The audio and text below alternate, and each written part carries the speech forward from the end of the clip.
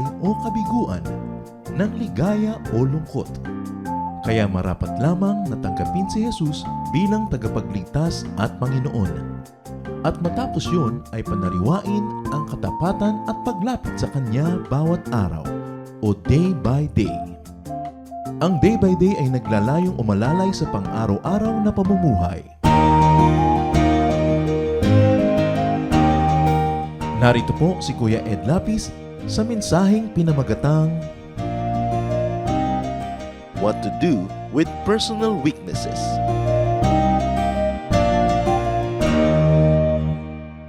Philippians 4:13. Christ gives me the strength to face anything. Other versions say, I can do all things through Him who gives me strength. What to do with your personal weaknesses? Maraming kahinaan ng tao o maraming ginuguni-guni na kahinaan. Ano ang marapat gawin dito? Panginoon, salamat po dahil kayo ang aming lakas. Salamat sa inyong paglilinis. Salamat sa inyong liwanag. Ngayon, Panginoon, humihingi kami ng inyong pagpapala, karunungan, kaliwanagan. Buksan niyo ang aming isip at puso. Maunawa ang maraming bagay na kuminsan ay nagpapabigat sa aming buhay na dapat naman sana ay hindi.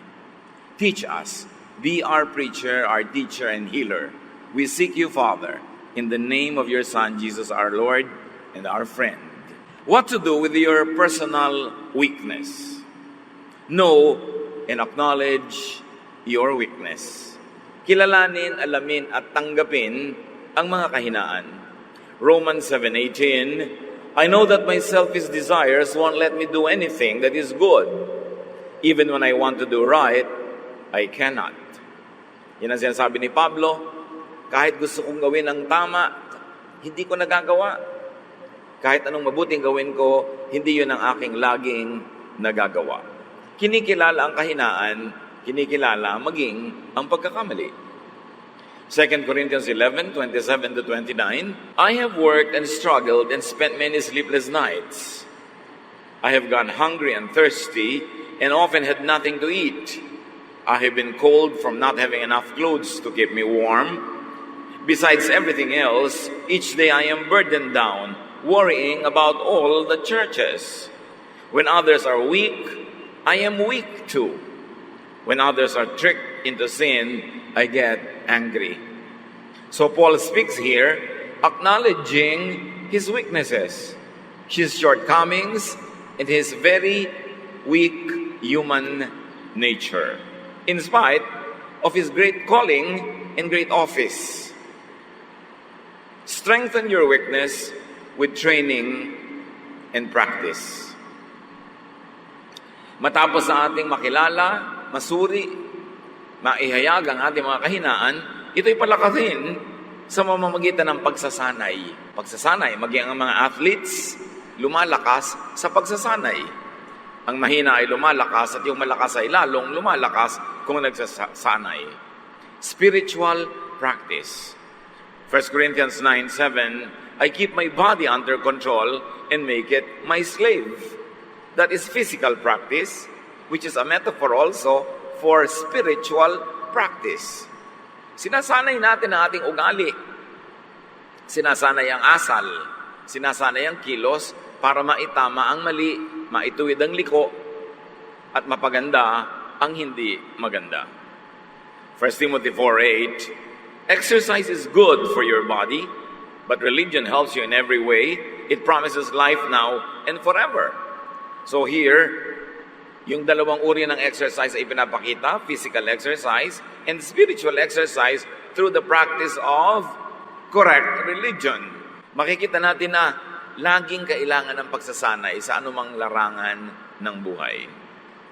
What to do with your personal weakness? Strengthen your weakness with supplementation from other people. May mga kahinaan tayo na talagang kahinaan natin kahit anong pagsasanay at practice ang gawin mo, kahinaan siya talaga. Kaya kailangan tayong humugot ng lakas mula sa ibang taong nasa paligid natin na yung ating kahinaan ang kanilang lakas. Kaya maganda na ang mag-asawa, magkaiba ng mga strengths, magkakaiba rin ng weaknesses. At hindi mo pipilitin yung strength mo ay maging strength niya, kundi yung strength mo ang ibibigay mo sa Kanya. At yung weakness mo ay pupunan niya ng Kanyang sariling strength. Hindi kailangan magkamukha kayo para kayo magkasundo, mas magkaiba, mas tugma, kasi magkakatulungan kayo sa mga kahinaan. Kung meron tayong kapatid na napakagaling sa isang larangan ng buhay, siya ang ating aasahan, at sa ibang larangan naman, aasa siya sa atin. This is the very concept of the church.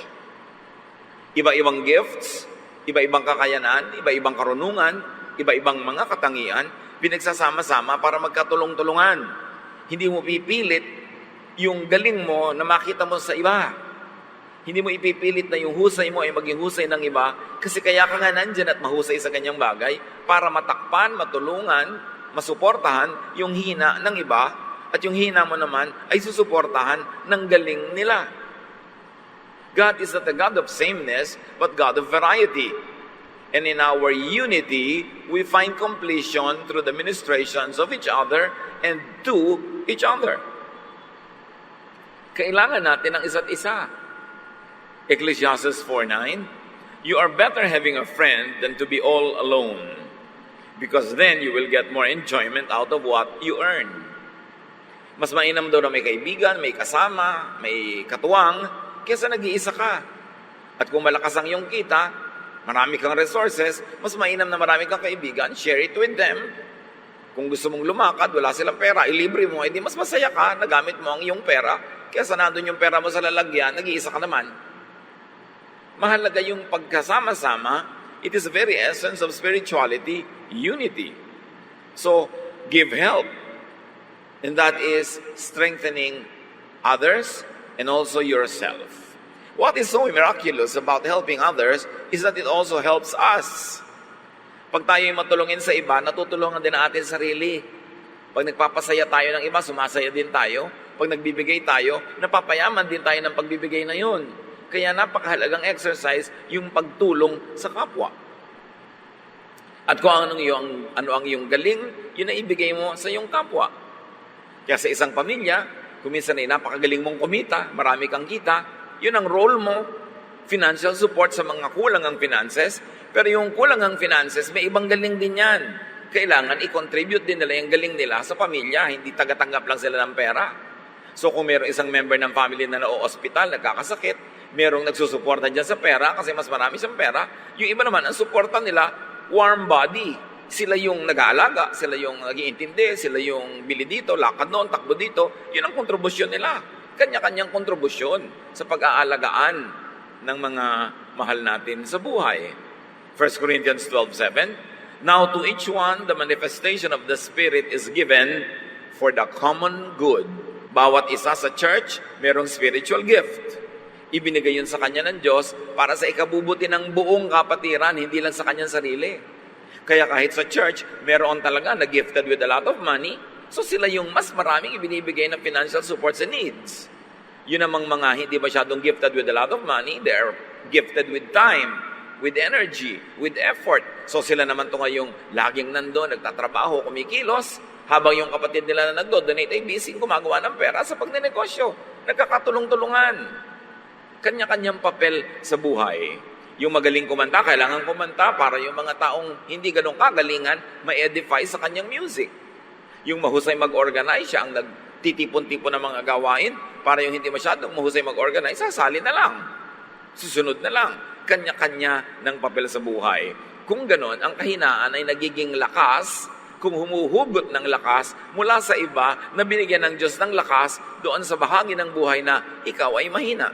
At bilang ganti, yung lakas mo naman ay ibinibigay mo sa ibang mahihina. Kaya pag nagsasama-sama sa fellowship, ang ending, lahat lumalakas. Lahat lumalago. Everybody is edified. 1 Corinthians 14:12, so with yourselves, since you are eager for spiritual gifts, strive to excel in them for building up the church. Ano man ang galing mo, ano man ang husay mo, total gusto mo maging mahusay, gusto mo maging outstanding, magpakahusay-husay ka para sa ikabubuti ng kapatiran, hindi lang ng iyong sarili. Sapagkat ang tunay mong pamilya ay ang pamilya ng Diyos, kung saan ang pinuno ay si Jesus mismo. So what to do with your personal weaknesses? Strengthen your weakness with supplementation from God, from Jesus, from the Father and from the Son. Philippians 4:13, Christ gives me the strength to face anything. Walang mananampalataya na mahina. Sapagat ang tunay na pananalig ay ito, yung hina mo, iniaasa mo kay Kristo, at ang lakas ni Kristo ay nagiging lakas mo. This is the strength to change, kung dapat mag-improve, or the strength to accept what can't and shouldn't be changed. Dapat malinaw dito mga kapatid. May mga kahinaan tayo na dahil sa ating pananalig at pagsunod kay Jesus ay napalalakas.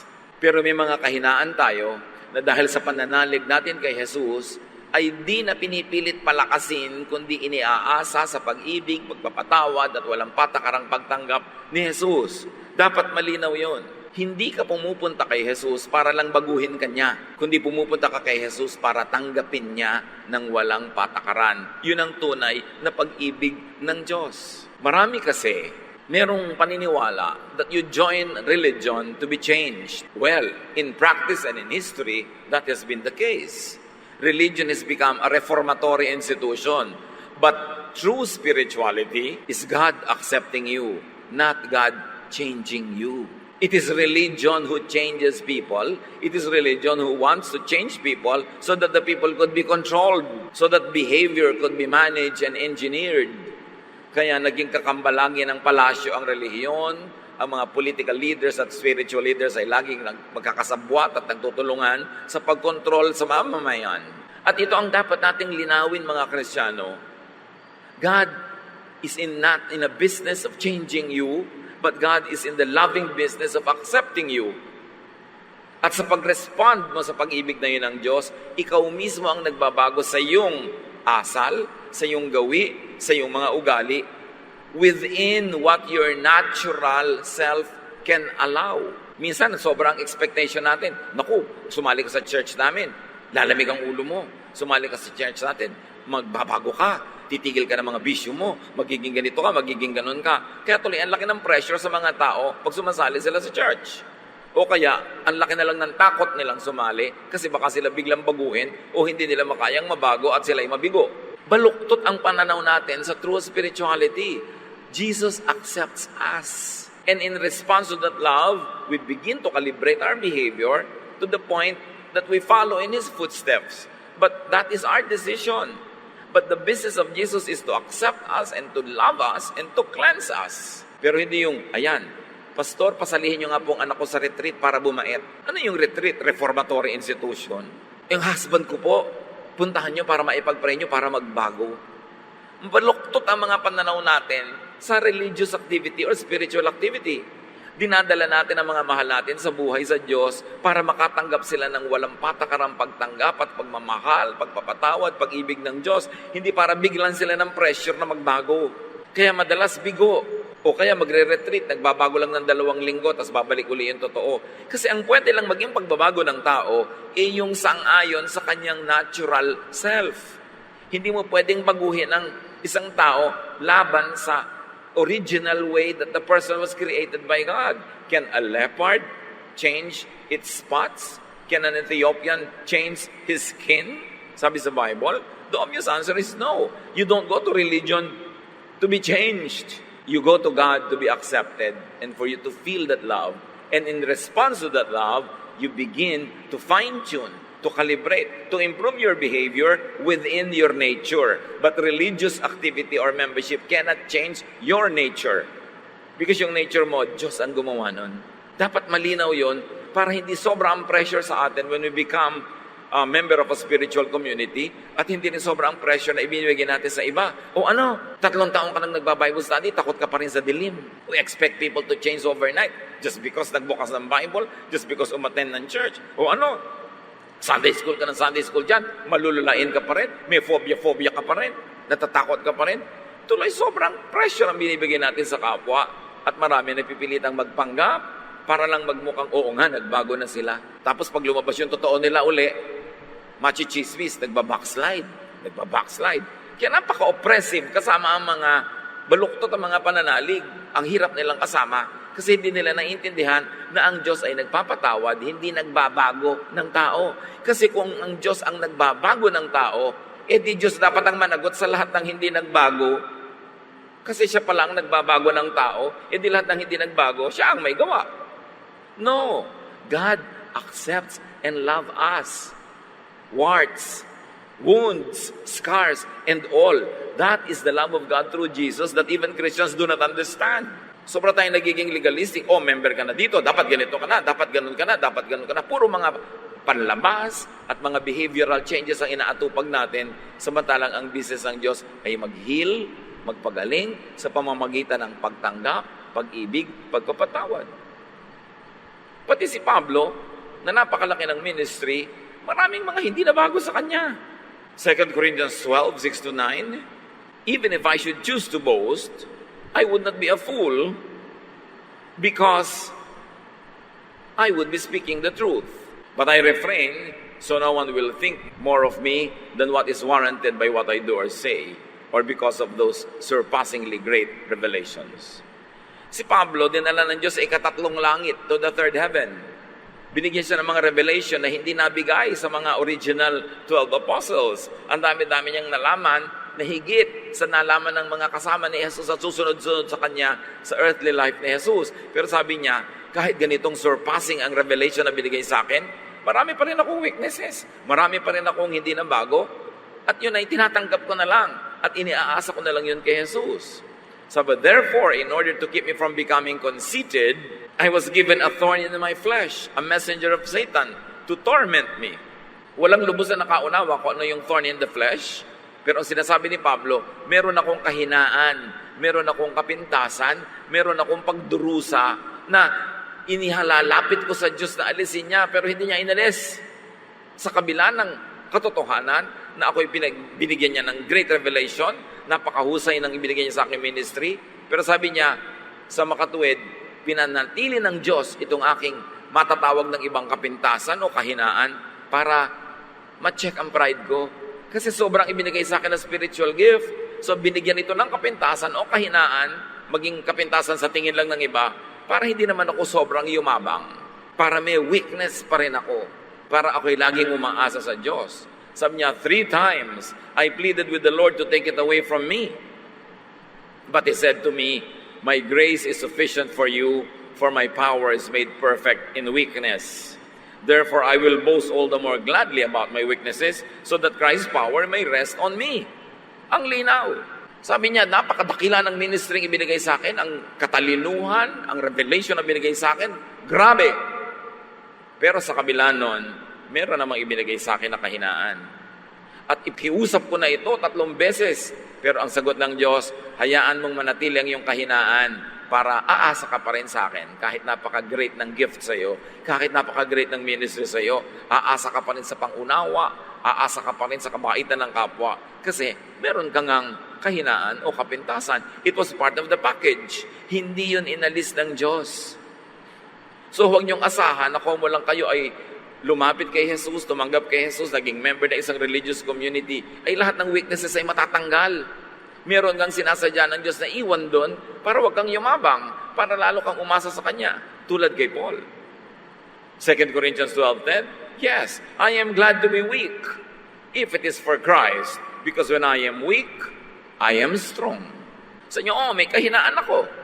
Mayroong kulang, may kapintasan, pero habang iniaasa ko sa Diyos yon, nagiging lakas ko yon, kasi yun ang nagiging entry point ng Diyos sa buhay ko. Mahirap kasi maging entry point ng Diyos sa atin yung ating strength, lalo't kung napapayabang na tayo, nagiging mapagmataas, pero yung weakness mo na lagi mong iniaasa sa Diyos, yun ang pinakamadaling entry point ng Diyos into your life. So, don't expect yourself to be strong in every area, and don't expect others to be strong in every area, because in God's infinite wisdom, He has allowed this thorn in the flesh, not only in Paul, but in many of us. At doon tayo aasa sa Kanyang pag-ibig, sa Kanyang pagtaguyod, at sa Kanyang patuloy na pagmamahal. Then after doing what you could to change or to improve, accept your weakness. Meron tayong weakness, i-identify mo yan. Magpa-practice ka, gagawin mo ang iyong magagawa para yan ay mag-improve, para yan palakasin. Pero kung nagawa mo na yung sagad, nagsikap ka na baguhin ang isang bagay, palakasin ang isang kahinaan, at kahinaan pa rin yun, pwes tanggapin mo na part yon ng iyong buhay, at magiging part yon ng iyong definition of who you are, at maaaring maging springboard pa yon for your ministry. 2 Corinthians 12:7, of course I am now referring to the wonderful things I saw. Out of Satan's angels, one of Satan's angels was sent to make me suffer terribly so that I would not feel too proud. Another version saying the same thing, sabi ni Pablo, naku, may kahinaan pa rin ako talaga, at yun ay tatanggapin ko na, at maaaring yan ang maging sanhi para hindi naman ako maging mayabang. So maging mga dakilang mga alagad ng Diyos, may mga thorn in the flesh, may kahinaan, at kung gusto bang alisin yun ng Diyos, hindi ba niya maalis? Pero kung nandun pa rin yun, kalooban ng Panginoon. Ito ang isa nating dapat maintindihan at matanggap, na may mga weaknesses ang tao na hindi Diyos ang mag-aalis sapagkat siya ang pumayag na nandun yun. Mahiwaga ang paraan ng pag-iisip ng Diyos at hindi natin siya dapat itulad sa ating mga tao. Na kung tayo lang ang Diyos, babaguhin natin ang lahat ng tao. Pero hindi ganun ang ginagawa ng Diyos, at mas malinaw yon, mas luluwag sa ating dibdib na tanggapin ang ating mga sarili at ang ating kapwa. So accept yourself as God created you. Matapos mong sikapin na improvein ang sarili, pero kung hanggang doon lang talaga ang nangyayari, accept yourself. Accept your natural self. And this is what it means to have the peace of Jesus. Habang nakikipagtunggali ka sa iyong sarili, habang nire-reject mo ang iyong sarili at ang iyong kapwa, hindi ka magkakaroon ng kapayapaan. Laging hati ang iyong loob at laging meron kang agam-agam. Pero ang sabi ni Lord, my peace I give to you, not as the world gives, do I give. Ganon. Do not be afraid. Do not let your heart be troubled. I have overcome the world. So yung mga kahinaan natin, yun ay charge to Jesus. Yun ang ibig sabihin na meron tayong tagapagligtas. Hindi tayo ang nagliligtas sa ating sarili. So, real Christian spirituality is not a reformatory institution. It is acceptance because of love, because of the love of God. Ang tunay na paglapit sa Diyos ay hindi yung babaguhin mo yung sarili to the point na pasado ka na sa standard ng Diyos. Ang tunay na paglapit ng Diyos ay babaguhin ang iyong attitude about even yourself. Mamahalin at tatanggapin ka ng Diyos. Kaya maraming tao, lalo nang nag-religion, lalong nag-guilty. Nung naging religious, lalong bumigat ang kalooban, lalong lumungkot, lalong nagiging hypocritical, laging maging mapagpanggap. Kasi akala niya, kung lumapit ka na sa Diyos, change ka na. Hindi naman talaga totoo. So nagpapanggap na nag-change. At nakakaroon ka ng sakit pag lagi ka nagpapanggap. You don't change the brothers and the sisters. You accept and love them. And that love is what will inspire them to become the better versions of their own selves. Not to be the copy of another person, but to be the better version, the best version of their own natural selves. Dapat kung tayo yung mga kapatid sa Panginoon, pag nandyan tayo, yung mga tao are at ease to be true, to be real, to be themselves. Hindi yung pag nandyan ka, nagpapanggap sila, nagbabanal-banalan dahil baka hindi sila pumasa sa iyong pihikang mga standards. Kaya nakakaroon ng kapahingahan ng tao pag tunay niyang natatagpuan ng Diyos dahil ang natatagpuan niya ay ang pag-ibig at pagtanggap ng Diyos na maging ng mga kapatiran. Ang mga kapatiran sa church, hindi ka dapat parang pulis na laging nag-iimbestiga, nagmamanman sa kabanalan ng iyong kapwa. At pagkatapos pag-uusapan at uhusgahan yung mga bumabagsak sa iyong standard. Coming to God is receiving His forgiveness, His unconditional love and acceptance. Not being forced into conforming to certain religious standards. Yun ang religion. Kaya magkaiba dapat yung organized religion sa true spirituality. Because in spirituality, you find freedom.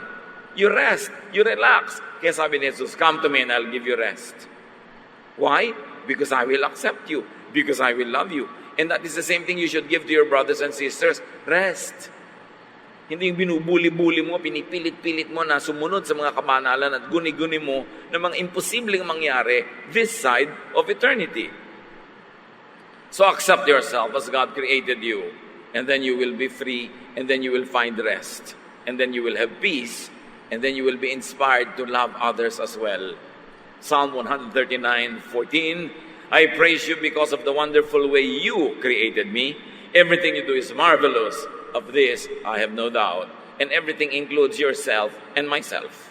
Ang tunay na espiritualidad, hindi mo pinipilit baguhin ang iyong kapwa, kundi natatanggap mo siya ng may pag-ibig, pangunawa, pagmamahal. At yung pag-ibig na yun ang magbibigay sa kanya ng inspirasyon na ayusin, ituwid ang liko, at magbago ayon sa kaya ng kanyang naturalesa. Pero hindi mo pwedeng baguhin yung nature. Kailangang ipanganak na uli yun at ulitin ang design. So, God does not change people. Kung may babaguhin ng Diyos, mga paminsan-minsan, himala. Pero don't expect that. Hindi yung, ayan, sumali ka na sa amin, dapat magbago ka na. Dapat sumali ka na sa amin, therefore tatanggapin ka namin. Yun. Hindi baligtad. God accepts and loves people.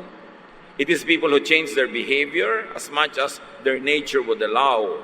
It is people who decide to change their lifestyles as a response to stimulus, very especially to the stimulus of love. Kung binabago ng tao ang lifestyle niya, dapat response niya sa pag-ibig ng Diyos, hindi response niya sa takot na madisiplina at matiwalag. Kasi takot lang yon. Walang kwenta yung ginagawa out of fear. So, importante nating isipin yan, when people become spiritual and change, it is usually in response to God's love, not to disciplinary measures of the church. Panglabas lang yon. Nagiging pampaimbabaw. It is always important. So, live with and live in spite of your weakness. Kung nagawa mo na ang project mo, na-improve ang sarili, ayusin, at hanggang doon lang yon, pues itahimik mo ang iyong puso, live with it. And live in spite of it. At laging ipaalala sa sarili ang Philippians 4:13, I can do all things through Him who strengthens me. Yes, that is my weakness. But because of Christ's love, that also becomes my strength. Because now, in this weakness, I put Jesus, I put His love, I put the love of God the Father, and then that becomes a strength. Not my strength, but the strength of God through Jesus that I enjoy because Jesus is in my heart. And then focus and operate on your strength. Mga kapatid, ang binibigyan natin ng focus sa ating kapatiran ay hindi yung mga kasalanan at kakulangan ng kapwa, kundi ano yung mabuti at maganda sa kanila, at yun ang itanghal, yun ang itaas, at yun ang i-celebrate. Philippians 3:13, my friends, I don't feel I have already arrived, but I forget what is behind, and I struggle for what is ahead. Kinakalimutan ko na yung tapos na. Ang sinisikap ko na lang ay yung darating pa. Pagkatapos ang hilig-hilig ng mga Kristiyano mag-testimony na uungkatin, bubulat-latin ang lahat ng baho nung nakaraan pa. Bakit pa? It is a Western psychology. Ang mga Western people, mahilig silang bulat-latin yung past para magkaroon sila ng catharsis, para magkaroon sila ng luwag ng dibdib. Kaya ako, Kristiyano na ngayon, ito ang dati kong buhay, ito mga pinaggagawa ko. Hindi bagay sa ating mga Pilipino yung ganoon kasi meron tayong pangingimi na salingin at galawin yung mga ganoong masisela na mga bagay.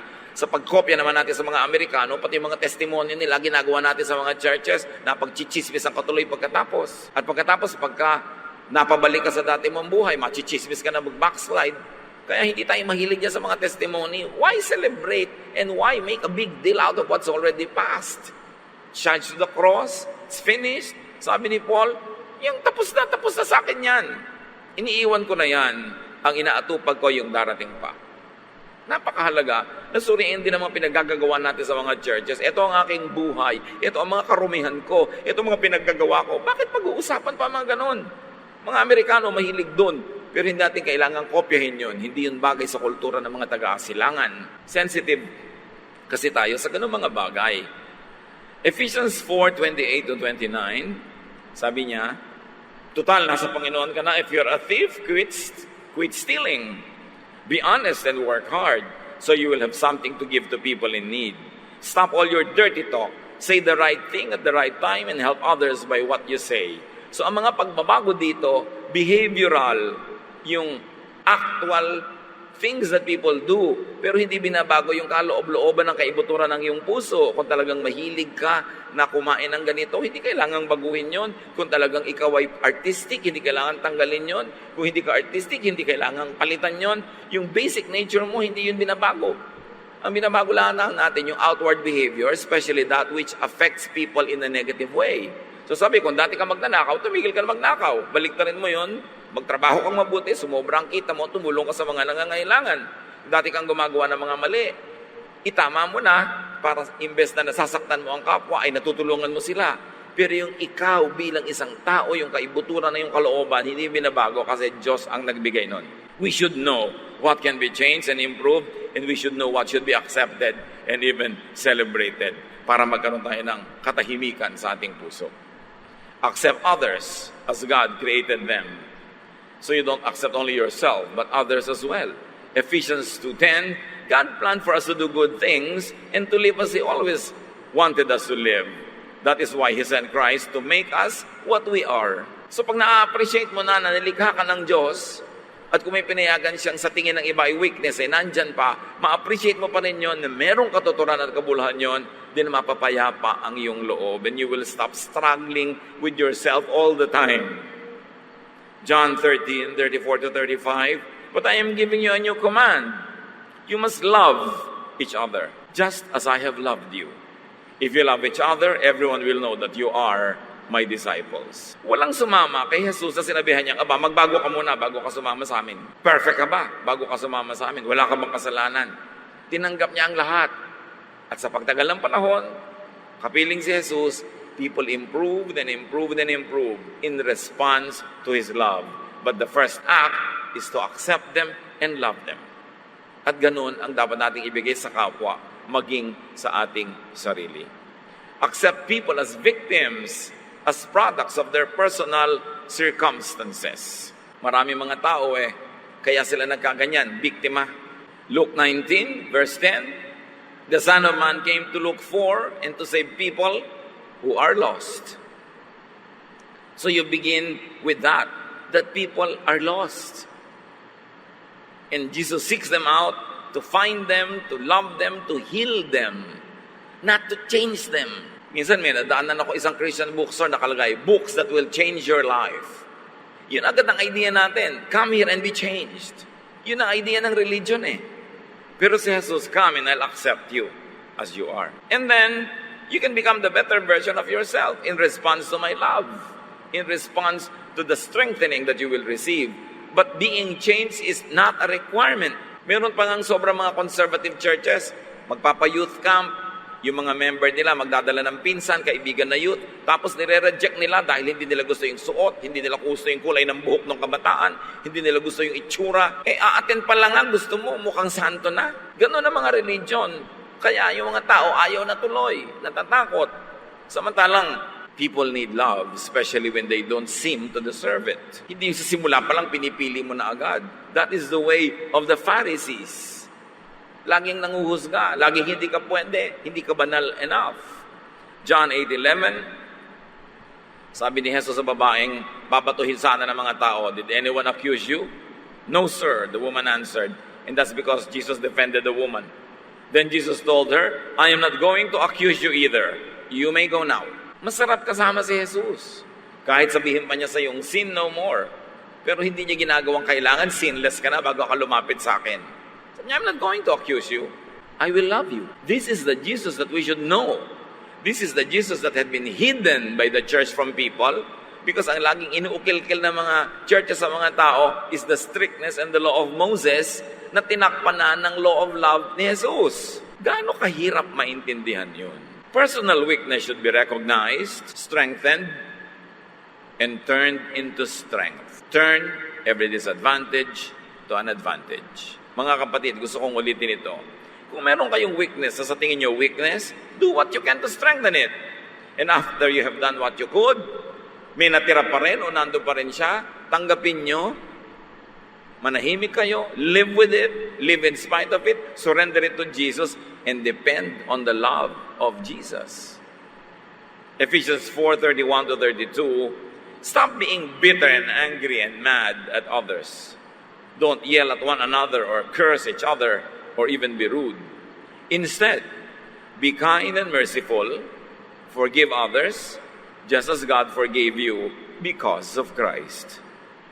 So you apply this to other people and apply this to yourself. Let the love of God through Jesus prevail.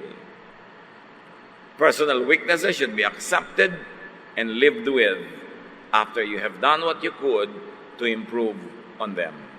Ecclesiastes 3:11-12, and he puts questions in our minds about the past and the future. I know the best thing we can do is to always enjoy life. Do not problematize life. Do not over-problematize even your perceived weaknesses. Surrender it to the Lord and it will become a strength. Or surrender it to the love of Jesus and you will find acceptance and you will also find self-acceptance. Enjoy life because of your strength. Enjoy life in spite of your weaknesses. God loves you anyway. God loves you anyhow. And this is the peace of Jesus. Dear God, teach us to identify correctly our weaknesses, surrender them to you, get strength from you, O Lord, and improve ourselves. And in areas, O Lord, where our weaknesses remain in spite of what we try to do, teach us to be at peace with ourselves, to accept ourselves and others, and to go on living, focus on our strengths instead, and focus on the strength of others also. Patawarin mo kami, Panginoon, kung kami nagiging mapanghusga sa kapwa, maging sa aming mga sarili. Turuan mo kaming umasa, manalig sa inyong pag-ibig, sa inyong pagtanggap. At itong pag-ibig at pagtanggap na ito, ang siya rin naming magamit na pamantayan sa pakikipagkapwa, sa pakikitungo sa aming mga kapwa-tao. Turuan mo kami, Panginoon, na mapanatag ang loob, na matapos sa aming pagsisikap to keep improving, matanggap namin yung mga areas that will remain what is called a weakness. And that is where we depend on you, on your forgiveness, on your love, on your care, and on your support. Father, teach us to be restful, to be peaceful about ourselves and others. Pagbulay-bulayan natin ang kahulugan nito sa ating buhay, mga kapatid. Find very practical applications in your very own life, how you can find rest in spite of personal weaknesses. Lord, as your people remain silent before you, finish this message personally for each one. Speak to us.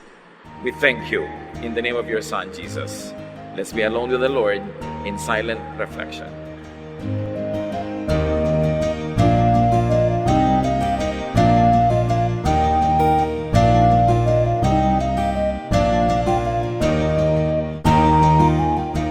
Ang katatapos pong mensahe ni Kuya Enlapis ay pinamagatang What to Do with Personal Weaknesses.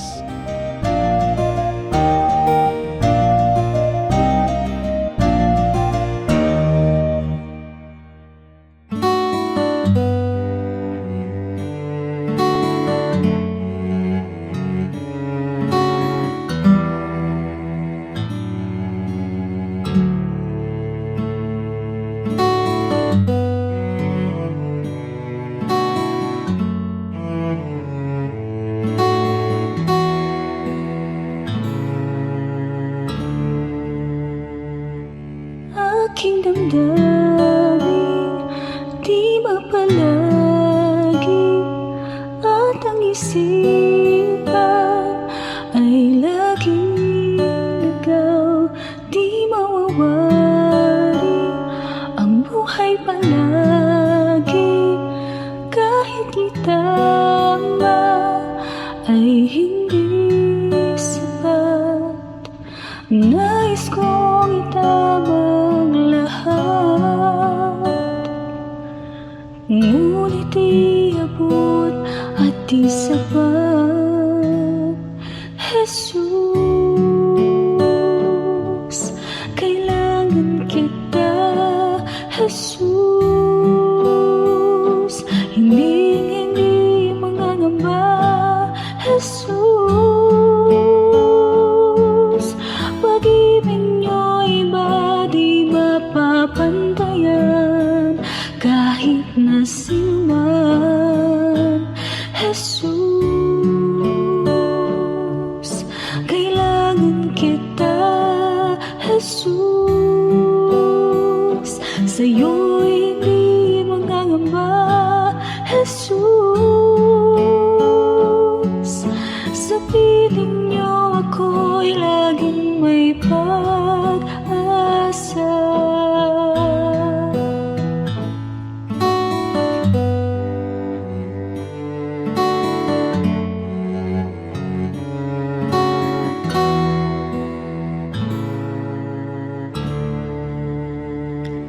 Aking damdamin, di ba palagi at ang isipan ay laging ligaw, di mawawari ang buhay palagi kahit di tama ay hindi sapat. Nais kong itama ang lahat, ngunit di abot at di sapat. Jesus, kailangan kita. Jesus, hindi mangangamba. Jesus, pag-ibig niyo'y iba di mapapantayan kahit na sino man. Jesus, kailangan kita. Jesus, sa'yo'y hindi mangangamba. Jesus, sa piling niyo ako'y laging may pag-asa. Jesus, kailangan kita. Jesus, hindi mangangamba. Jesus, pag-ibig niyo'y iba di mapapantayan kahit na sino man. Jesus, kailangan kita. Jesus, sa'yo'y hindi mangangamba. Jesus, sa piling niyo ako'y laging may pag-asa.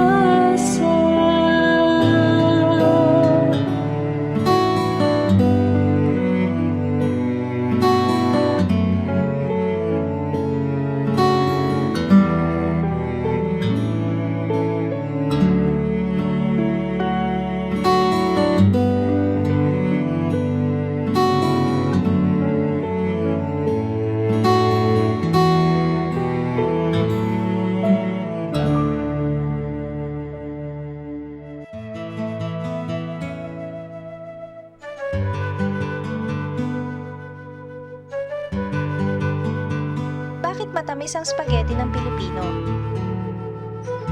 Yung spaghetti naman talaga, maasim yan eh. Sinisikmura naman ang Pilipino kung kakain nun.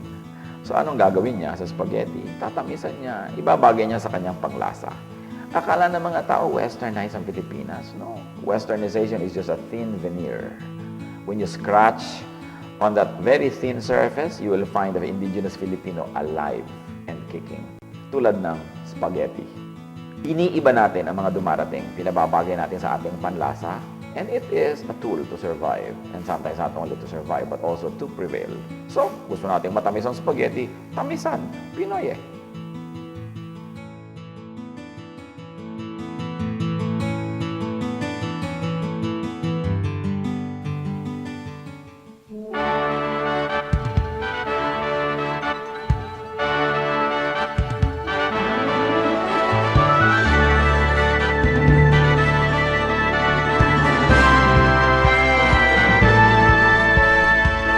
Ang iyong hirang dala, ang iyong ngalan, taglay ang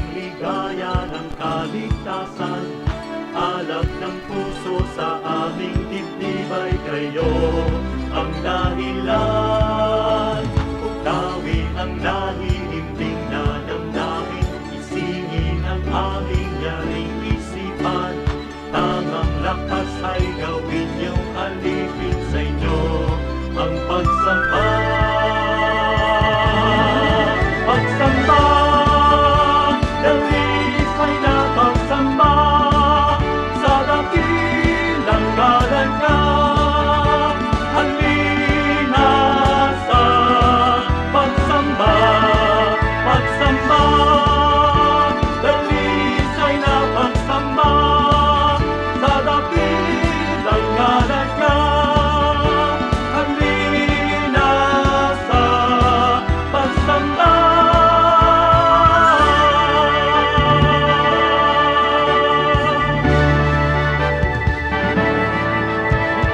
Hirang iyong hirang, dala ang iyong ngalan, taglay ang ligaya ng kaligtasan. Alab ng puso sa aming dibdib ay kayo ang dahilan. Ukawin ang nahihimbing na damdamin, isingin ang aming yaring isipan. Tangang lakas ay gawin niyong alipin sa inyo ang pagsamba. Pagsamba, dalis ay napagsamba sa dakilang ngalan niya. Halina sa pagsamba, pagsamba, dalis ay napagsamba sa dakilang ngalan niya. Halina sa pagsamba, pagsamba, dalis ay napagsamba sa dakilang ngalan niya. Halina sa pagsamba, pagsamba, dalis ay napagsamba sa dakilang ngalan niya. Halina sa pagsamba,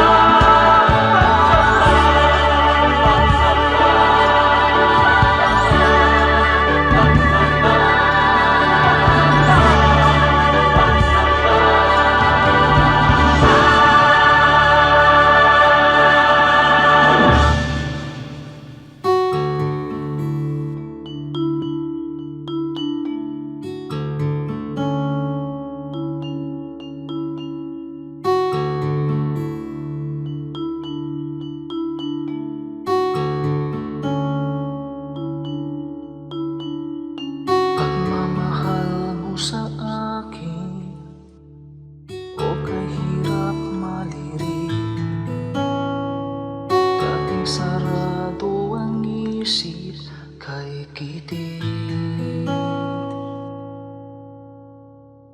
Mulian kang nakilala, ang pananaw na wasto. Unawa sa kapwa-tao, nais mo. O Jesus, ang iyong pag-ibig ay hindi nagtatanging. Puso ko ay nagpupuri, tingin pagluwalhati sa paglakbay sa aking buhay. Di na nga maliligaw, puso ko man maging isip, tikip lagi ng pag-ibig.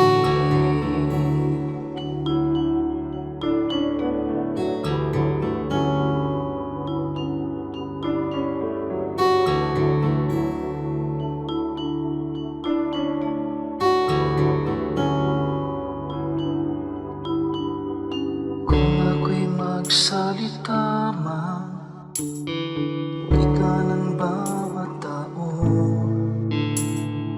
Kung pag-ibig ay wala, tila batingaw.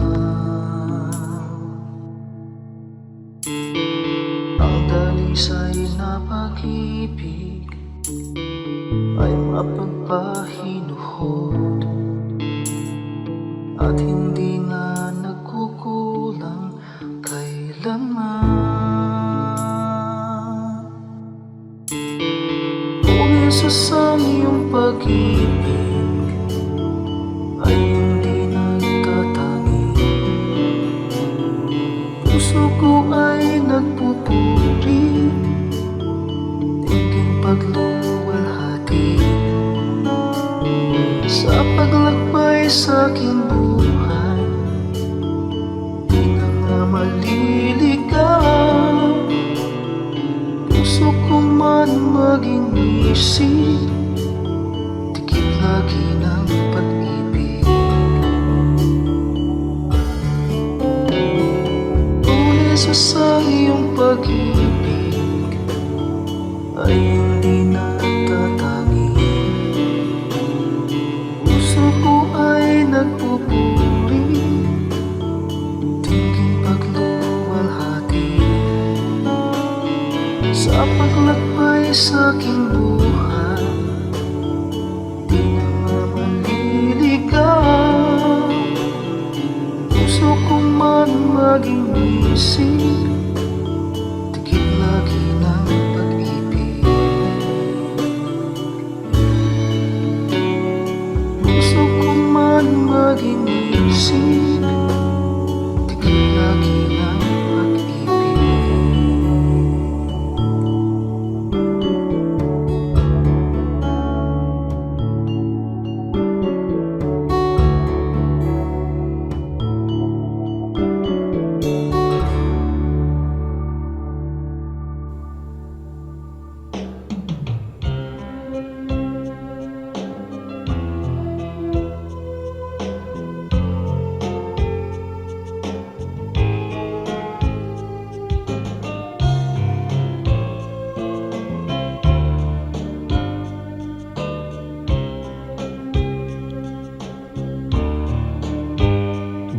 Tulungan mo akong sundin ang iyong mga utos.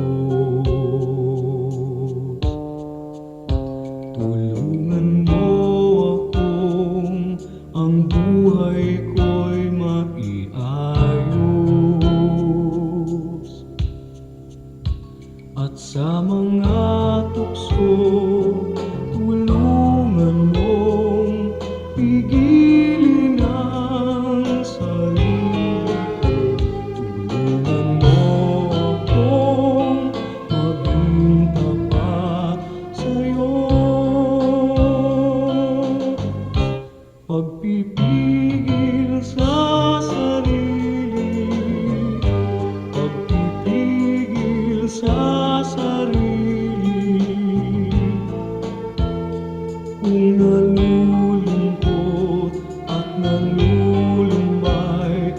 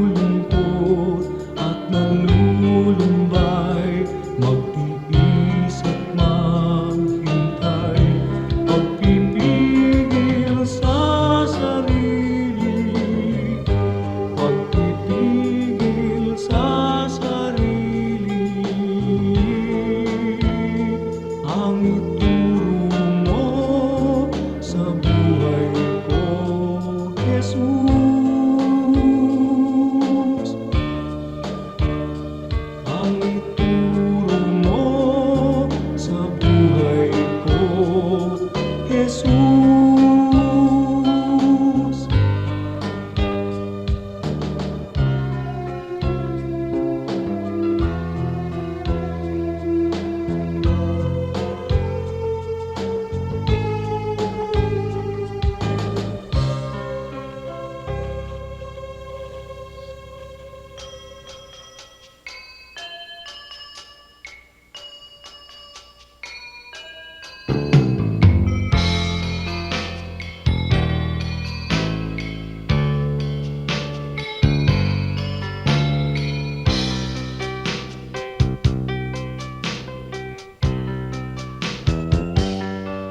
Nais kong mamasdan ang ngiti sa bawat labi, kagalakan ay maghari kailanman.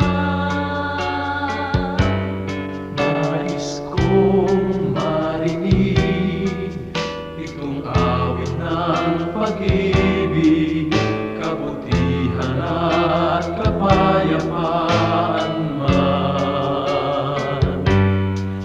Nang matutunan kong pigilin ang sarili kong minsan, puso ay bigyan ng kahinahunan. Ang katapatan ko nawa sa'yo'y hindi mahihimlay, mapagtigis na puso, kabaitan ang taglay.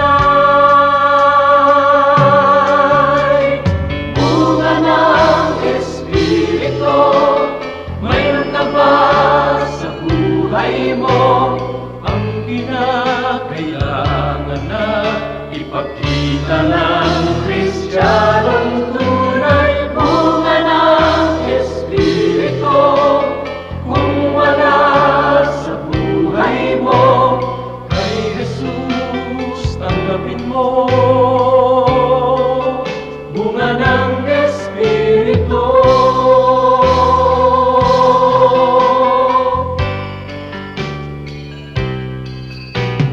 Kay Jesus tanggapin mo.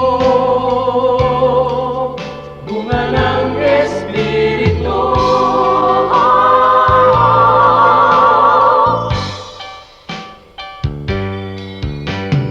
Bunga ng Espiritu, mayroon ka ba sa buhay mo ang kinakailangan na ipakita ng Kristiyanong tunay? Bunga ng Espiritu, kung wala sa buhay mo, kay Jesus tanggapin mo.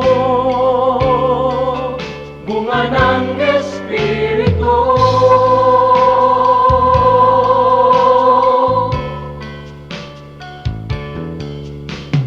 Kay Jesus tanggapin mo. Bunga ng Espiritu.